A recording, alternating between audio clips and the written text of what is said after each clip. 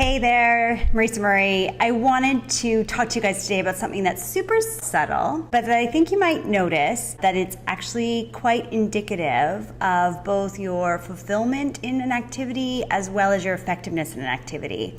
And so what I want you to think about today is the difference between when you are having something, doing something, or being something. So I know they kind of sound the same, but let's just try a little bit with when you have a job, when you're doing a job, and when you're being that job.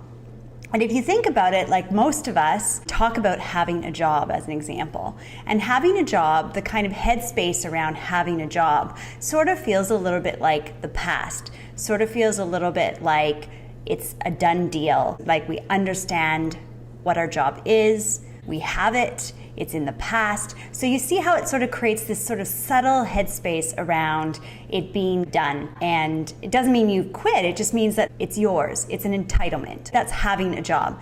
Doing a job is a little bit better. It's got that notion of I show up for it, I'm active in it. In fact, maybe if you think about like you want a house, first you want a house, then you have a house. And if you just have a house, you'll end up not doing any maintenance on the house, any improvement on the house, right? So that's kind of like having a house, right? When you get into doing a job, to stay with that other example, you are proactively participating in activities associated with that job. And maybe when you're doing your house, you're maintaining it, you're renovating it. So you see how it's sort of got a next level of engagement versus having. Kind of moves a little bit away from entitlement and permanence and a little bit more into active participation.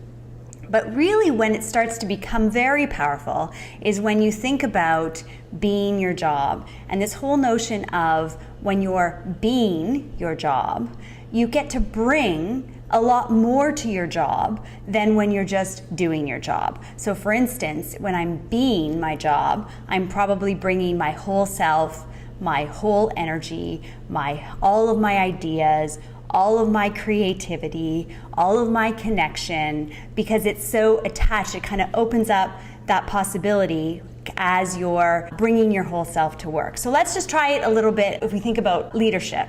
So let's talk about having a leadership role. So having a leadership role just sort of sounds like someone gave us this leadership role and we have it.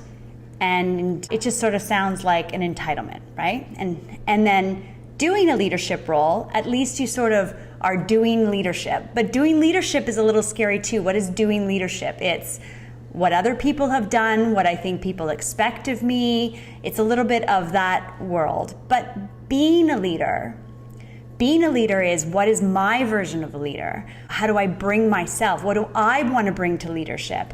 How do I want to exhibit leadership? So you see how being is both liberating and engaging and has incredible difference in terms of the way in which you can feel fulfilled in that activity and in the way in which you actually perform in that activity, which really drives to effectiveness. So this week what I wanted you to reflect on is where in what parts of my life am I having, doing, or being? You can apply this to a relationship. You can say, do I have a husband?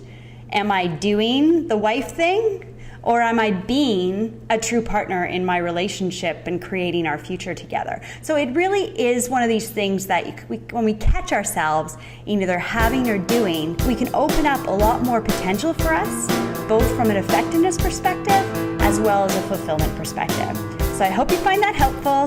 Give it a try. I know it feels a bit subtle, but stick with me and let me know if it works for you. Take care. Have a great week.